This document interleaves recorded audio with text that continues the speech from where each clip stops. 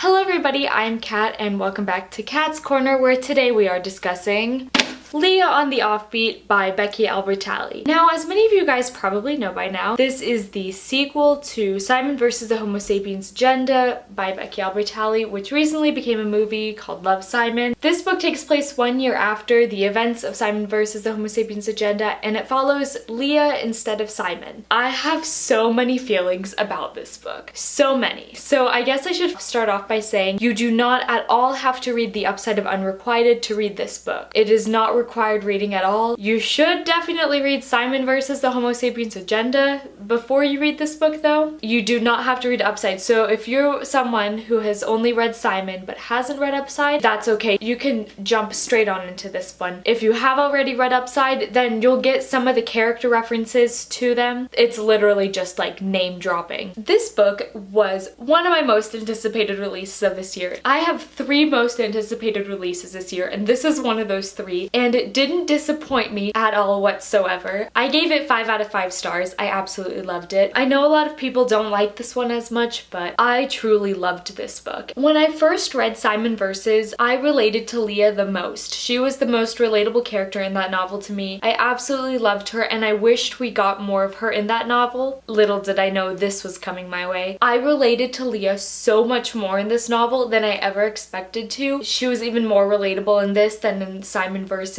I loved the relationship between LEAH and her mom because it was very real. I really loved LEAH's voice in general. Her internal monologue was so funny. I really just loved her voice in general. I loved revisiting the Simon vs. characters, and I loved the fact that we got to get to know some of them more. I had a bit of an experience reading the last chapter. So I was in a noisy room. I was listening to my playlist when I read this last chapter, and I don't usually listen to music when I'm reading because it usually distracts me and then I end up not focusing on the words. But if I'm in a crowded room, I will 100% always put my headphones in while I'm reading and put on my playlist. So I put my playlist on shuffle and I'm just kind of reading along. And then I kid you not, I turn to the last chapter and Wild Heart by Bleachers starts playing. Now, if you don't know what Wild Heart by Bleachers is, you should listen to that song. It's a bop. 10 out of 10 would recommend. But it's the song that's used in all of the Love, Simon trailers, and it's also a song that's used at a very important scene in the movie. So when that song came on, I nearly lost it because this is like the final goodbye we're getting in this book. It's the last chapter. It's the last we're gonna see of these characters, and this song had to come on at this exact moment. Oh man, it was an experience, let me tell you. I was so emo. I started tearing up. I'm like, this cannot be happening right now. This is supposed to be happy. But no, of course, of all the songs to come on shuffle, it was Wild Heart. You should definitely read this book. You should definitely read Simon vs. if you haven't. The Upside of Unrequited is personally my least favorite Becky Albertalli book. If you haven't read this book and you're hesitant to read it, I highly recommend it. 5 out of 5 stars. I loved it. And now I'm gonna get into the spoilery section because I have a lot of feelings to discuss. So if you have not read LEAH on the Offbeat yet, go read it and then come back and then we can discuss all of the things about it because it's good. It's really good. Bye, non-spoilery people. Okay, Simon freaking Spear, okay? Every time this boy appeared, I was dead on the floor laughing, okay? I loved seeing Bram and Simon together. Oh my god, their promposal. Y'all don't understand. I literally died. I was found dead. Part of me felt bad for Nick after Abby dumped him, but then part of me like wanted LEAH and Abby to get together. So like I was kind of conflicted, but in the end, I realized I didn't care much about Nick. I didn't care much about him in Simon vs. and I didn't care much about him here. There was something about him that just made me not want to care for him. I honestly felt bad when they kissed on that road trip because while it was what LEAH wanted, she didn't want it this way, you know? And it just made me feel so bad for LEAH in that moment. And I just felt so bad reading it. I was like, no, it wasn't supposed to happen this way. No.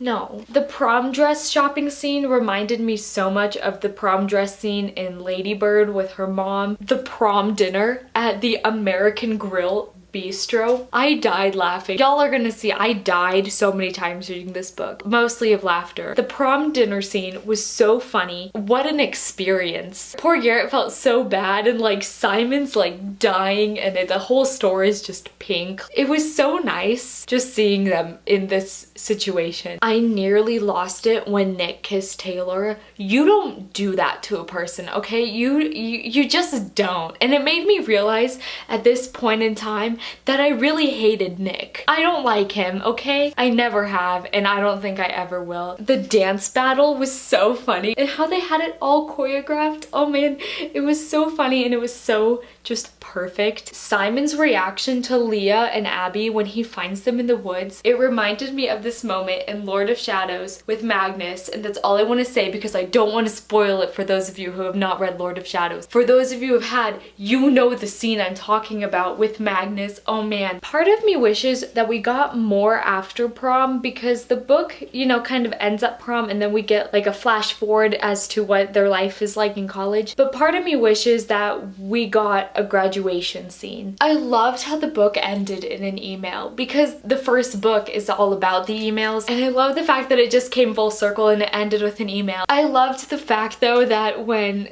Simon and Bram were talking about, you know, doing long distance, they were like, we're gonna bring back the Blue and Jacques emails. Oh man, I was found dead yet again. Those emails, man, they mean so much to me. I just couldn't anymore. I was like, this book is gonna wreck me, and I wasn't expecting this. And the one thing I was so glad about was the fact that Leah did not end up with Garrett, because when I started this book, I was like, she better not end up with Garrett. Not that I have anything against Garrett, but he's Garrett.